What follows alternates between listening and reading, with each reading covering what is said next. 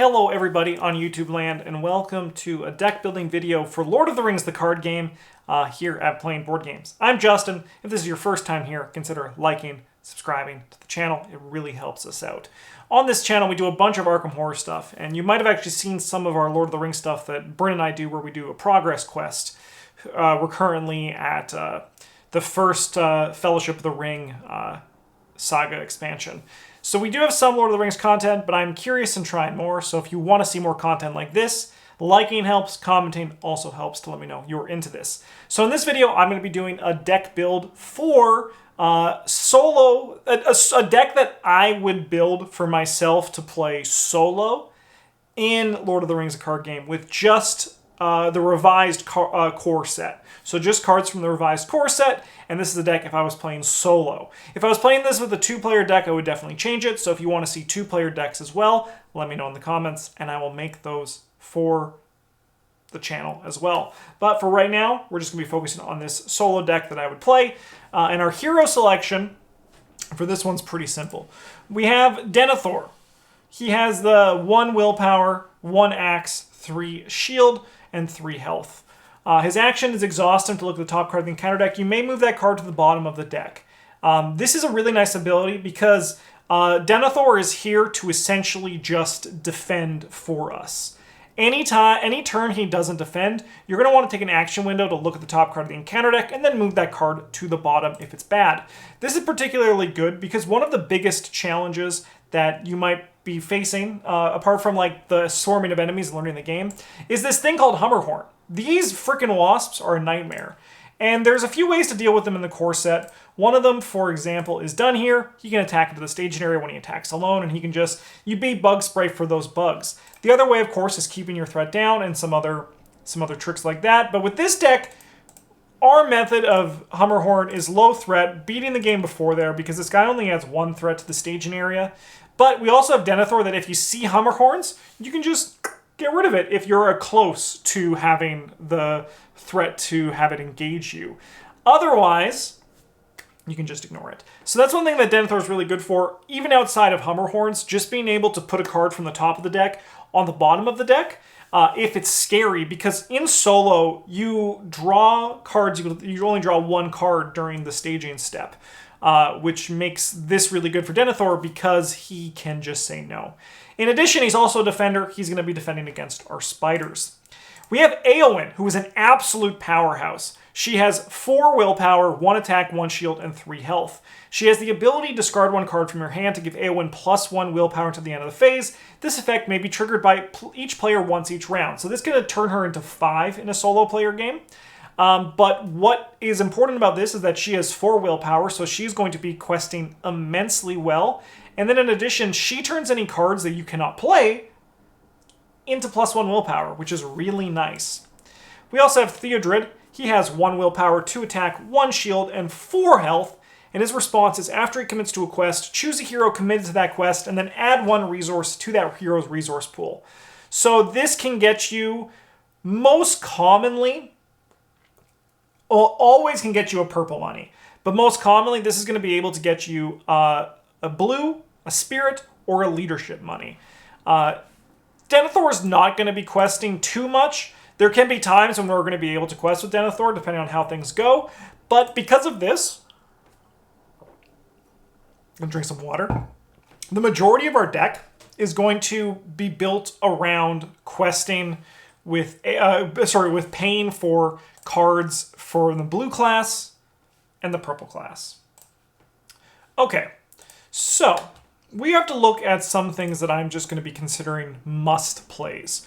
We're going to want 3 copies of Steward of Gondor. This card's wild. So for 2 resources, you attach to a hero and they gain the Gondor trait. And then as an action, you can exhaust Steward of Gondor to add 2 resources to the attached hero's resource pool. This is most often going to be put on Éowyn in this deck if I was playing it, and I'm building it, so it's going to be going on Éowyn for the rest of the composition. So we're going to be putting the biggest chunk of our deck is going to be on spirit cards for resource cost.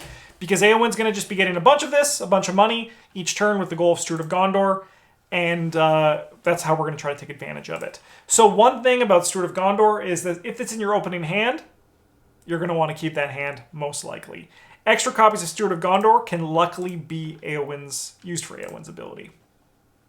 Okay, some other things we're just going to grab right now, right off the bat, is we're going to grab 3 copies of Sneak Attack. And then with Sneak Attack comes Gandalf's. Gandalf! So, at the end of the round, you discard him from play, and after he enters play, you either draw 3 cards, deal 4 damage to one enemy in play, or reduce your threat by 5. I'm going to start with 3, but that might go down seeing as how the rest of the deck shapes out. There's not too many cards available to us in the core set, so it's just something to be aware of. Sneak Attack's really good, because you get as an action, you put an ally card into play from your hand. At the end of the phase, if that ally is still in play, return it into your hand. So this can bring out a Gandalf to attack, to quest, to do other things. But what also is just really nice there with that Sneak Attack is it has a few bits of smaller synergy. For example, with this Snowborn Scout. This guy's basically here just to put a progress on a location and then die as a defender. However, you can also Sneak Attack in a Snowborn Scout if it means the difference between passing a quest and gaining a bunch of threat. So don't be afraid to do that. The biggest tough for me in this game is figuring out the balance between allies, attachments, and events. And it's just something that I kind of just try to see as my deck shapes together where it's going to go. We're going to grab 3 copies of A Test of Will. This just cancels the when revealed effect of a card that was just revealed from the encounter deck. Once again, because Spirit is going to be our faction that we have the most money in, this is going to be easy to play. And when you only draw 1 card a turn, this basically just says don't draw a card in the Mythos, not the Mythos phase, in the staging step this turn. Likewise, we're also going to grab 3 copies of Hasty Stroke. While I think this card is less bombastic and exciting than A Test of Will, it still just says no to something that the game's trying to do. And in theory, we don't want to be like, we want to be handling our enemies, so this is the way to do that. Now the question is, how are we going to handle our enemies, right? So Denethor is going to defend, but if Theodred is questing, he's also like our attacking. So the question is, how are we going to take advantage of all this? I think we're going to run 3 copies of Unexpected Courage. So you get attached to a hero, you would exhaust Unexpected Courage to ready the attached hero. This works really well for Denethor. You can quest with him and defend. You can defend multiple times instead. But it also works really good with Theodred because you can exhaust him and then he can also attack in the combat phase as well. Okay, we also want to look at allies. So we're going to kind of go through this and kind of say what we have here. I am pretty sure that because this is meant for flies and spiders, the first scenario, and you can adapt it as you go into other scenarios. So one thing about Lord of the Rings is you kind of have to adapt your decks. This is kind of like going to be a deck that I think is going to still be fine, but it can always just be improved. I'm just going to quickly look up in this Hall of Bjorn. Great website, by the way, if you haven't gone here. So we have the flies and spiders, and we have this encounter set, which, I have to sneeze 1 second. We have this encounter set, which has Caught in a Web. So this is like where we get to like kind of the more advanced part of the deck building, like making our deck work with this. So the player with the highest threat level attaches this card to one of his or her heroes, counts as a condition attached with the text. Attached hero does not ready during the resource phase unless you pay 2 resource from that hero's pool. So we're going to look at this Erebor, nope, not Erebor Hammersmith, Miner of the Iron Hills. So this guy, after enters play, choose and discard 1 condition attachment from play. I'm going to run 3 of him. We're going to start with 3, and we're going to kind of see how things shape up. Because once again, Denethor is not really going to be questing. So we don't want to have too high of a curve here with our lore cards. But let's look at we're looking for more ways to deal damage. So we have Guard of the Citadel. This guy costs 2. He attacks for 1. He quests for 1 as well. We have the Hammersmith, who costs 2 as well, and he can return attachments to your hands. Like he's good. Depends on how many attachments we're going to be getting here. Like I also you can do tricks with Henemarth as well. But like we're looking right now for, he still attacks for 1. This guy still attacks for 1. It's just something that we want to be aware of. while looking at this scenario for flies and spiders, that there is this card that deals 1 damage to each exhausted character. So this is one that, like, if we want to avoid, this is one we probably want to be avoiding with a Test of Wills, and then also with Denethor as well. Some very helpful things that you want to avoid there. All right. Yeah, like looking at the combat stuff, there's like not a good chunk. It is the core set after all. It is the core set. So like this, you're working with the bare minimum. Gleam Line allows us to draw cards, so we are going to be looking at that because we do want to also be drawing cards. But I think we just kind of have to be making do with what we have, right? And then what we have, I mean, just this guy, he's just a guy. He's just a guy, but we have to make these decisions. What does this guy even do? After enters play, choose an enemy card on the stage near currently engage a player, engage that enemy.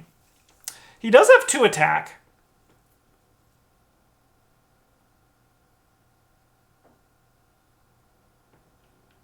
He does have 2 attack. Would I be running this guy? Because Theodred can also give himself money. As soon as the Steward of Gondor is on Éowyn, Theodred can just be giving himself money. So we can probably afford this guy. And then once again, anything that we can't afford, we can just sell with Éowyn's ability if need be. Man, you don't want to, like, this guy, he just attacks for 1. He does quest for 1 if need be as well, so we are going to run him just because we kind of have to. I am going to be running some Northern Trackers because these guys are strong, and then with Éowyn, we get 3 resources a turn, so in theory, we should be able to get there. You also could, once again, with Sneak Attack, do tricky things, right? Like you could bring Northern Tracker in to try to clear a bunch of things at the start of the quest phase to get through there. You can even like pull an enemy out of the staging area with Son of Arnor, right? Like if you're going to be engaging that enemy anyways during the engagement phase, you can just skip that step and then potentially turn a failing quest into a passing quest with that guy. Silverlord Archer also just attacks for 2. Only has 1 health though. Like the Son of Arnor has 2 health, which makes him a little bit better. The Lorien Guide, we're also going to be running this one. We're going to kind of see how everything else shapes out. But this is probably what I would start with for my ally package. Brock Iron Fist, he might make it as a 1-of just because he's fun. And this Henemarth River Song, he still just attacks for 1. So we're going to start with 3, and we're going to see how everything else shapes out, and then we might trim down on our allies as we get things going. I'm not going to pretend for a second I'm a master deck builder in this game, but I do have a good success rate, and this is a deck that I would probably, like, if this is like me actually looking at playing this deck, these are the choices I would be making. So, we have Dark Knowledge. Not really that interesting here. We can look at the shadow card dealt to an enemy attacking us, but we already effectively have shadow card protection, so we're not too worried. Power of the Earth, attached location gets -1 willpower. Not that exciting. Protector of Lorien is good. It's actually like I think it's a nice card, but we have Éowyn, which is kind of the effect we want here. We can use it on Denethor to pump him up, but I'm not too concerned about Denethor, to be honest. 3 defense is pretty good. We can run this Celebrian Stone. I'm going to just start. We're going to put 1 of these each in the Celebrian Stone. No, I think we're just going to... I'm going to run right now. We're going to start with 2 Celebrian Stones. So we put those on Éowyn. And then she has 6 questing power, and that's really good for solo. Forest Snare, we don't need in flies and spiders, but we can adapt our deck if need be when we go to the Journey Along the Anduin. Like, if you're doing our Journey Along the Anduin, we can just add more green cards. Like, basically, we're going to take out some of the expensive blue cards, like Northern Tracker, Lorien Guide. And then we're going to be looking at putting Steward of Gondor on Denethor, and we can also probably add self-preservation in if we're doing those changes. But right now, we're not. Like, you can put them in the sideboard, right? So, like, these are cards that can exist in the sideboard to show, like, that this is, like, the change that we're going to be doing. And then we can even throw, like, these guys in the sideboard. Even though I think, like, Lorien Guide's still good, these guys can live in the sideboard to show that they kind of get swapped out as need be when the scenario calls for it. All right, so looking at events, there's going to be probably going to be some good events here that we can go. There's at least some that I think are going to be nice. We don't really need this. After travel to location, exhaust a spirit character to place 2 progress tokens on that location. I don't think we need that in this deck. But the things we do want are going to be further down probably. Ever Vigilant, choose and ready an ally card. Not great. Radagast Cunning. I love this card. I'm going to run it as a 3 of here. Basically, this allows you to be a little bit greedier when it comes to questing. Likewise, if a big threat enemy comes into the staging area, you can just ignore it at the cost of 1. There is the Secret Paths, which does the same thing for a location. As you can tell, I like to be, when I build these decks, and I'm building for these scenarios, I like the staging area. To me, is the most exciting part of the game. It's where you can do the most things that you can take some risks, you can kind of like play against the game a little bit, and I really like what this does. And Radagast Cunning and Secret Paths both help that out quite a bit. I feel like if you can master the staging area, the staging phase of this game, you're going to win a lot more because of that. And then you just getting the attacking and killing is... We don't have red, so we're going to have to like put some pieces together to really get the full advantage out of it. But as you can see, like, this is probably going to be a good chunk of what we're doing unless we get a good card draw spell in green. Oh, we'll take Valiant Sacrifice. So after an ally card leaves play, that card's controller draws 2 cards. That's pretty good. That's just card draw. You always want some card draw. And, like, we're going to be defending because Denethor, if there's an enemy, like, he still attacks for 1 worst-case scenario, right? Like, he's still attacking for 1 worst-case scenario. All right, now we're getting to some of the expensive stuff. Shuffle the player's discard pile back into the deck and remove from the game. Not exactly what we want to be doing. Light in the dark, choose an enemy in the staging area, return to the staging area. Not really what we want to be doing, but it could be a thing, but it's not really for this deck. For Gondor, all Gondor characters get +1 attack and +1 shield until the end of the phase. This might make the cut realistically. Let's look at this. Gondor, Sylvan, Dwarf, Dunedain, Rohan, Dunedain. All right, it's not making the cut. It only helps Dan. No, it's not making the cut. We can do that. Lore of Amaldris, heal all damage. Choose a player that draw 3 cards. It does cost 3, though. The Galadrim's Greeting. Interesting. I'm going to put that in as a 2 of. It might actually, we might even make it as a 3 of. We're going to see what happens here. I like this card a lot. Reducing your threat by 6 because you're playing solo and you're going to be getting 3 resources a turn with Éowyn is really nice. It's really nice. It can keep you away from some big threats that might be coming. Fortune or Fate. Choose a hero. It costs 5. We can just stop here. It costs 5. We can't really afford to play a 5-cost card in this deck. Okay, so we have Stand and Fight. Choose an ally with a printed cost of X in any player's discard pile. Put that ally into play under your control. The chosen ally can belong to any sphere of influence. So this is how we're going to try to like cheat on the game a little bit. We're going to try to just like turn like our Éowyn money into some other characters. We could probably go down to 2 of this Miner of the Iron Hills. And then I can realistically go down to a 1 of one of these 3s probably. And it's probably the Galadrim's Greeting. Probably? Yeah. Yeah. So, looking at this deck here, there is also Faramir. Actually, Faramir also, I think there's a case for Faramir in here. So, what Faramir is really good for is that he's expensive. Like, let's talk about that right now. But you can sneak attack him in and then give a big boost to your characters as well. So I think there is also a home for Faramir here.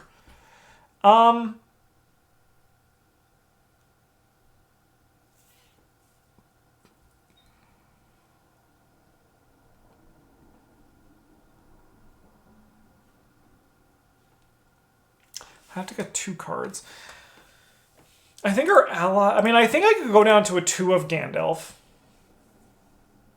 And I think I can realistically go down to a 2 of Son of Arnor.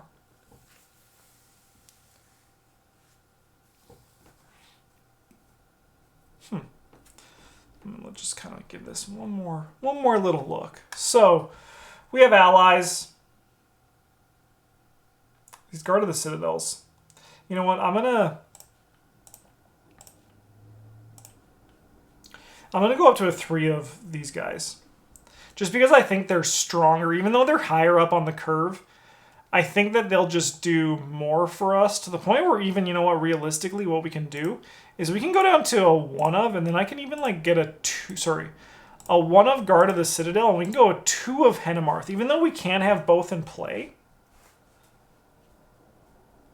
I mean, realistically, we can... I mean, this guy does attack... Like, he does have 2.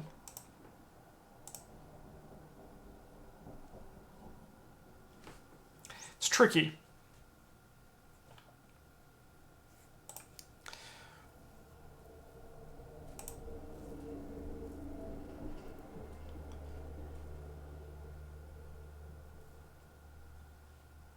I mean, we could realistically go down to 1 and then 2 of those. Just to keep our ally count good, because we do need to kill enemies. We do need to kill enemies. Like spiders and flies, they're everywhere.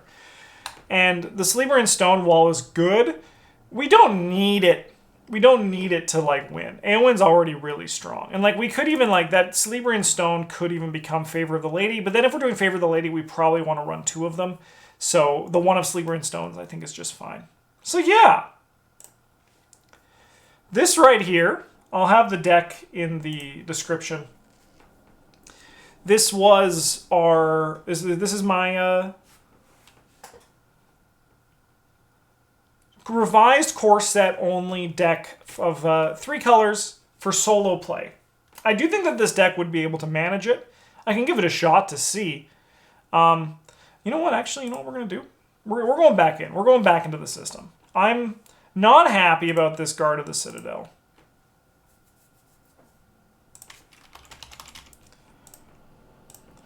We'll see what he's in there, though. Give me... This archer costs 3, though, and he only has 1 HP. Like, but he's, like, not going to be exhausted. We can go a 2 of on him. He costs 3, though. Go down to 2 there.